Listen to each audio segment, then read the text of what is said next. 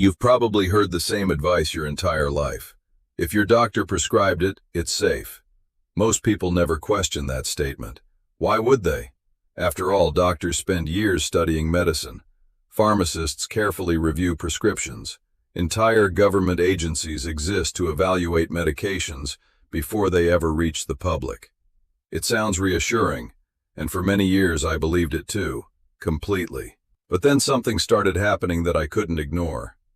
The same types of patients kept showing up in my operating room. Not reckless people. Not people making dangerous choices. In fact, they were exactly the kind of patients every doctor hopes for. They followed instructions. They took their medications on time. They attended their appointments. They trusted the healthcare system. Yet somehow they still ended up facing life-threatening emergencies. Heart attacks, strokes, sudden cardiac arrest. And after seeing it happen over and over again, I started asking myself one question. What if the danger wasn't coming from what these patients were doing wrong? What if it was coming from something they thought was helping them? My name is Dr. Morgan Andewala. I'm a cardiothoracic surgeon. For more than 20 years, I've spent my career operating on the human heart. I've repaired blocked arteries. I've performed emergency surgeries in the middle of the night. I've stood beside operating tables fighting to save lives while families waited anxiously outside, hoping for good news. And throughout all those years, one thought has never left me. Many of the patients I've treated should never have needed surgery in the first place. Now, I'm not saying medications are bad. Far from it. Modern medicine saves millions of lives every year. But what I am saying is this. As we age, the relationship between medications and the human body changes dramatically. And if nobody explains those changes to you, you could be carrying risks you don't even know exist. That's why I'm making this video. Not to scare you, not to replace your doctor, but to help you ask better questions. Because sometimes the right question can be just as important as the right treatment. Here's something most people don't realize. Medications are thoroughly tested before approval. But many studies involve younger, healthier adults, not seniors taking multiple medications. As we age, our bodies process drugs differently. The kidneys, liver, blood vessels, and cardiovascular system all change, which means the same medication can affect a 75-year-old very differently than a 45-year-old. Add several medications together, and the picture becomes even more complex. Many older adults take multiple prescriptions every day. And while each medication may be appropriate on its own, their combined effects can influence blood pressure, heart rhythm, kidney function, and circulation in ways that aren't always obvious. One of the biggest mistakes people make is assuming a medication that was safe 10 years ago is automatically the best choice today. But your body changes with age, and your medication should be reviewed as it does. That's why regular medication reviews are so important. Because the drugs themselves may not have changed. You have. And that simple fact can make a bigger difference to heart health than many people realize. Now let's look at 5 common medications that millions of seniors take every day, often without realizing the cardiovascular risks they may carry. Medication number 1. The painkiller that may affect your heart. Let's start with one of the most common medications people take every day. NSAIDs. These include medications such as Ibuprofen, naproxen, and diclofenac. Because many are available over the counter, people often assume they're completely harmless. But that's not always the case. For older adults, regular use of NSAIDs can cause the body to retain fluid, raise blood pressure, and place extra strain on the heart. They may also increase the risk of blood clots, which can contribute to heart attacks or strokes. The concern isn't usually occasional use. It's long-term routine use that often goes unnoticed. I've met many patients who were surprised to learn that a medication they took for joint pain could also affect their cardiovascular health. That doesn't mean everyone should stop taking NSAIDs. Many people use them safely and benefit from them. The key is awareness.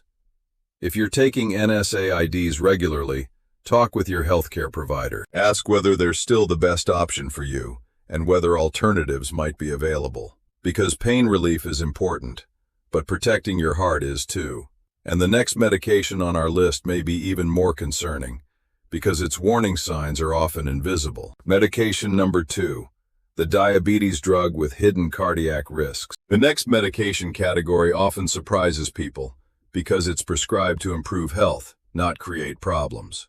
I'm talking about older diabetes medications called sulfonylureas, including glyburide, glipizide, and glimepiride. These drugs lower blood sugar by stimulating the pancreas to release more insulin. The challenge is that they can sometimes push blood sugar too low, causing hypoglycemia. For older adults, low blood sugar is more than an inconvenience. It can trigger stress hormones, increase heart rate, disrupt blood pressure, and raise the risk of abnormal heart rhythms. What makes this especially concerning is that many seniors no longer experience clear warning signs. Blood sugar can drop significantly without noticeable symptoms. That doesn't mean these medications are unsafe for everyone. Millions of people have used them successfully. But as we age, medication choices should be reviewed regularly. If you're over 60 and taking a diabetes medication, ask your healthcare provider, is this still the best option for my age, my heart, and my overall health? Because sometimes the greatest risk isn't the condition being treated, it's the side effect nobody was expecting. And the next medication category may be even more surprising: antidepressants. Medication number 3. The antidepressant your heart never agreed to. Now let's talk about a medication category that requires a very careful conversation. Because depression is real. It's not weakness. It's not a character flaw. And it's certainly not something people can simply snap out of. Depression affects millions of older adults. It can rob people of energy, motivation, sleep, relationships, even their desire to participate in life itself. And for many people, antidepressant medications provide genuine relief. They improve quality of life. They restore hope. They help people function again. So let me be absolutely clear before we go any further. Nothing in this discussion should be interpreted as a reason to stop antidepressant treatment. Mental health matters. Depression deserves treatment. What I want to discuss today is something much more specific.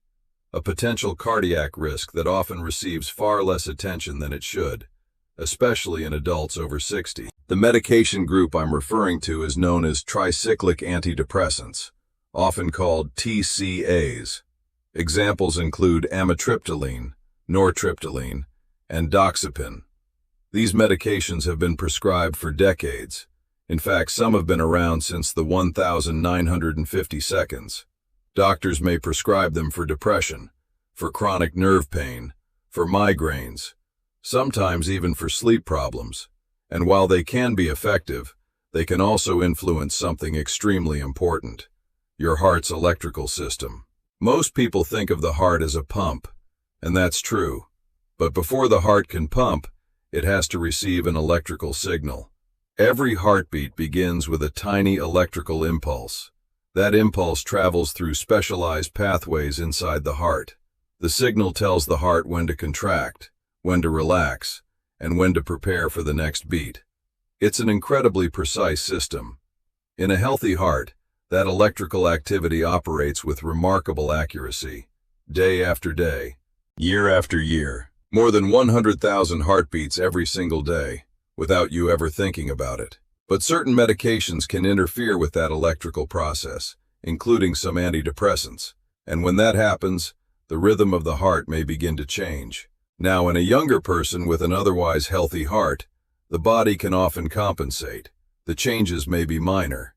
Sometimes they cause no noticeable symptoms at all. But in an older adult, the situation can be very different. Because aging hearts are often dealing with additional challenges: high blood pressure, coronary artery disease, previous heart attacks, valve problems, or simply the natural effects of aging. When you add a medication that influences cardiac electrical activity, the risk profile changes. One of the most important concepts here is something called QT prolongation. Now, I know that sounds technical, but stay with me for a moment because it's incredibly important. When doctors perform an ECG, they can actually measure how long it takes for the heart's electrical system to reset between beats. That measurement is called the QT interval. Certain medications can cause that interval to become longer than normal, and when it becomes excessively prolonged, the heart may become vulnerable to dangerous rhythm disturbances. One of those rhythm disturbances has a complicated French name, torsade de pointe. Translated roughly, it means twisting of the points. The name comes from how the rhythm appears on an ECG monitor. But don't worry about remembering the name. What's important is understanding the risk, because this rhythm disturbance can lead to dizziness, loss of consciousness, sudden cardiac arrest, and in some situations, death. Now here's what makes this particularly concerning. Many people taking these medications feel completely fine. No symptoms, no warning signs, no indication that anything is happening at all. Everything appears normal, until suddenly it isn't. And unfortunately, tricyclic antidepressants aren't the only medications capable of affecting heart rhythm. Even some newer antidepressants can have similar effects under certain circumstances. One example is citalopram, particularly at higher doses. Again, this doesn't mean the medication is bad. It means the medication should be monitored appropriately, especially in older adults. I remember a patient who came to my attention several years ago. She was 71, a retired school librarian. She had been taking the same antidepressant for nearly 15 years. The medication helped her. She felt emotionally stable. She functioned well. There was no obvious reason to question it, until she began experiencing occasional episodes of lightheadedness. Nothing dramatic, just brief moments where she felt slightly off balance. She assumed it was dehydration, maybe fatigue, perhaps normal aging, but eventually her physician ordered an ECG, and that's when the problem became visible. The medication was affecting her cardiac electrical activity, not enough to cause symptoms every day, but enough to create a meaningful risk. Fortunately, the issue was identified before something more serious occurred, but it easily could have been missed, and that's why awareness matters. Because many older adults focus, understandably, on how a medication makes them feel emotionally. Very few think about how that same medication may be affecting their heart. The good news? Monitoring is often simple. A basic ECG takes only a few minutes. It's painless, non-invasive, and it provides valuable information about how your heart is responding.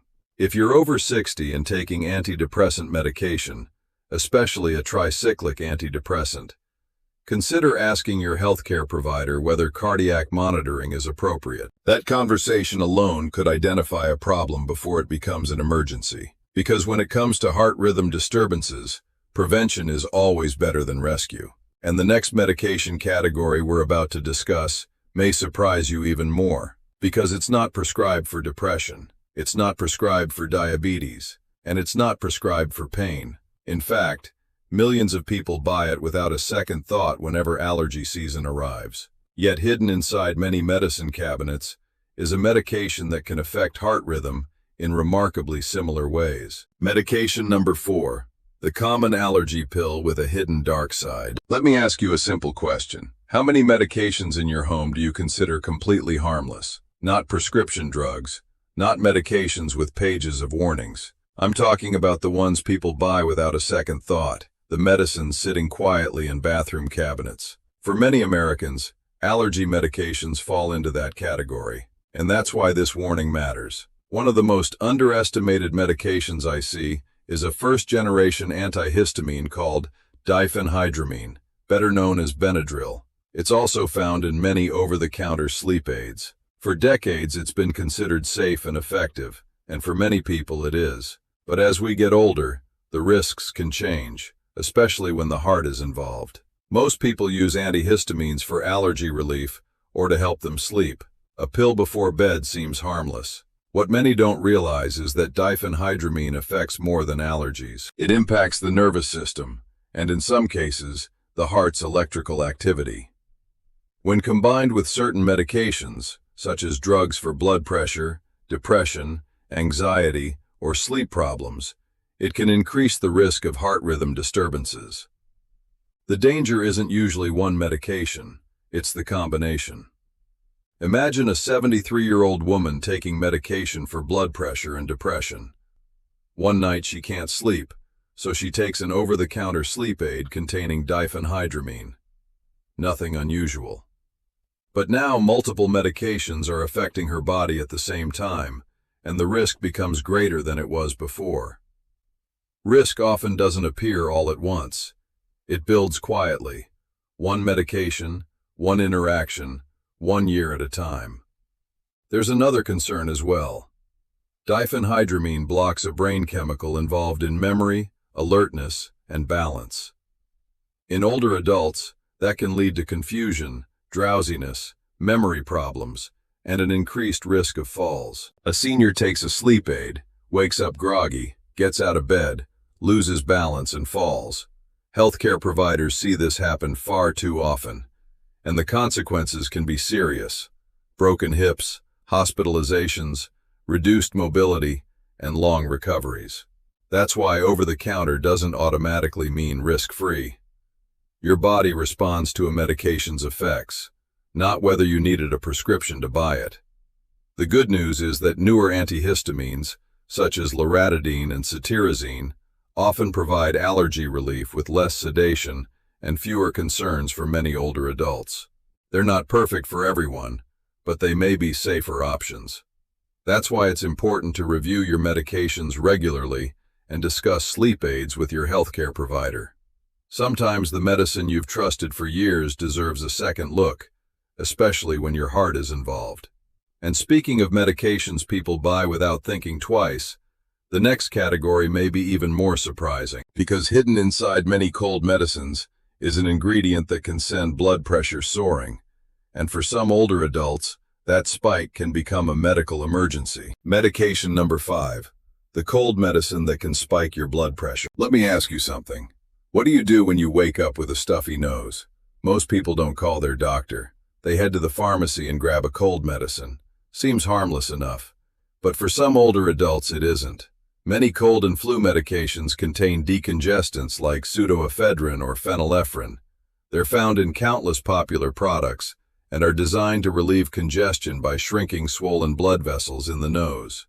The problem is that they don't only affect the nose. Once absorbed into the bloodstream, they can constrict blood vessels throughout the body, including those connected to the heart. And when blood vessels tighten, blood pressure rises. For a healthy person, that increase may not be significant, but for someone with high blood pressure, heart disease, or narrowed arteries, it can place extra strain on the cardiovascular system. Think of squeezing a garden hose while trying to push the same amount of water through it. The pressure increases, and the system has to work harder. Your heart works the same way. I once treated a 76-year-old man who developed a routine winter cold. He took an over-the-counter decongestant exactly as directed. Within hours, his blood pressure spiked. What started as congestion turned into chest discomfort, shortness of breath, and ultimately a cardiovascular emergency. The medication wasn't the only cause. His age and underlying heart condition mattered too. But the decongestant was the trigger. That's an important lesson about medication risks. Sometimes a drug doesn't create a problem.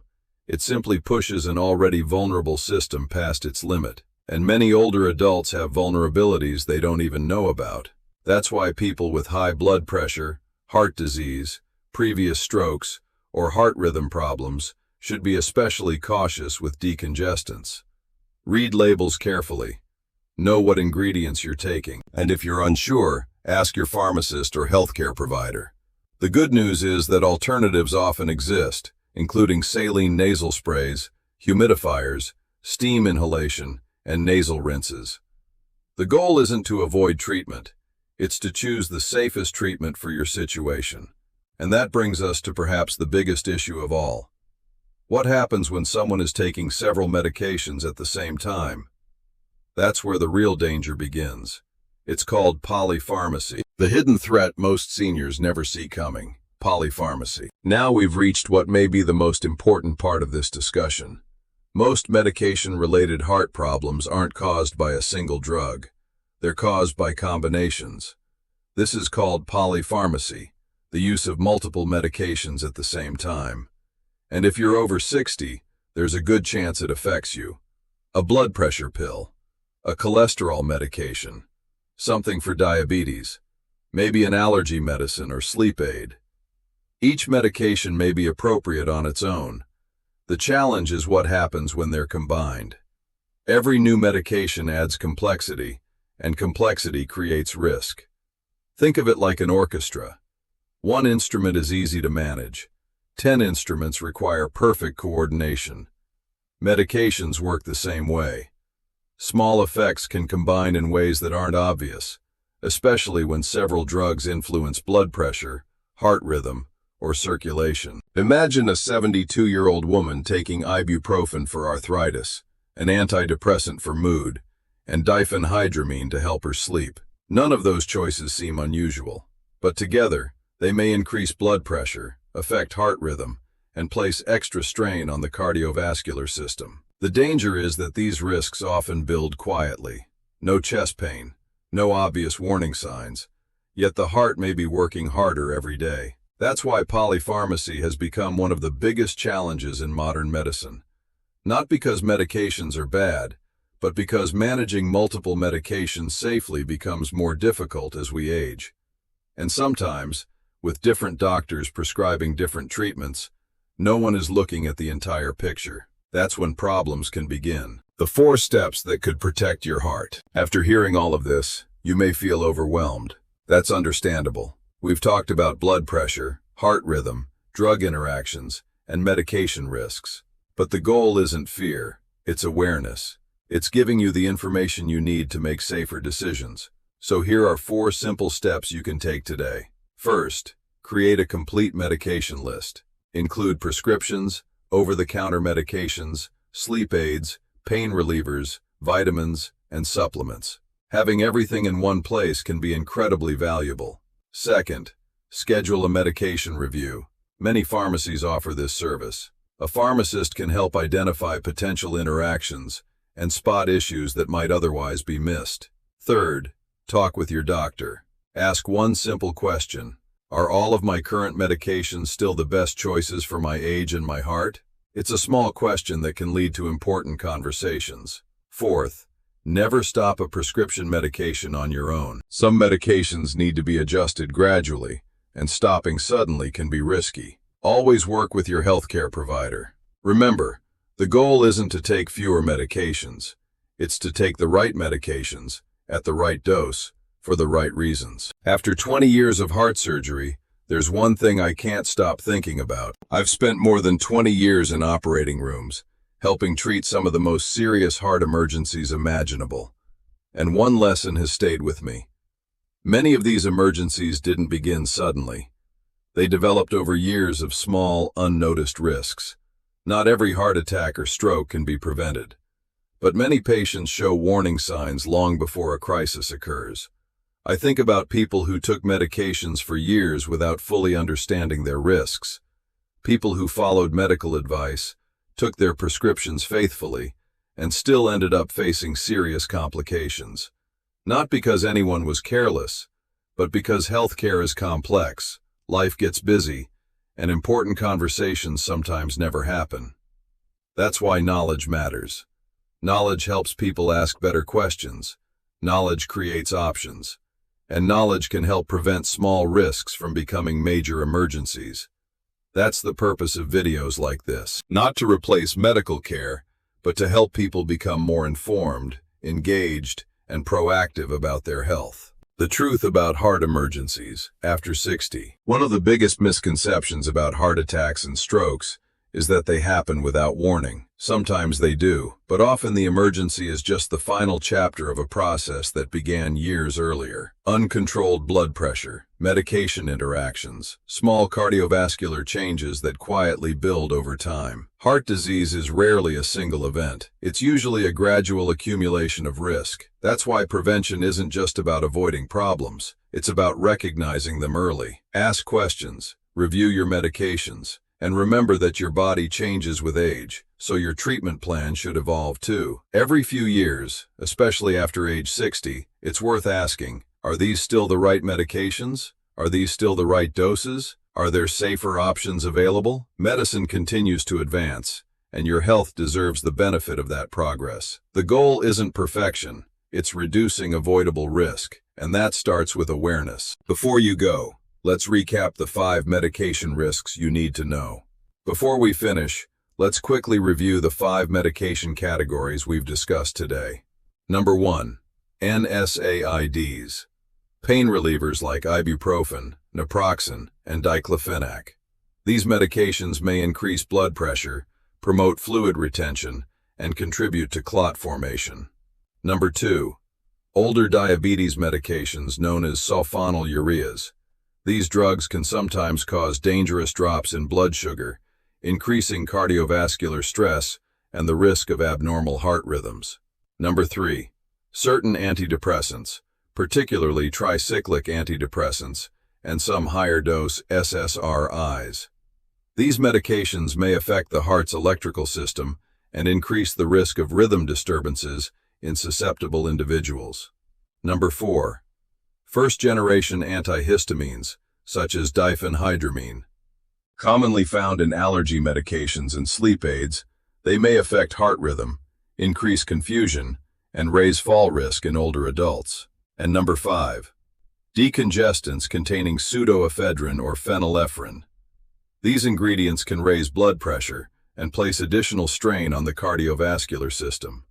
Individually, each medication carries its own risks, but together, those risks can become significantly greater.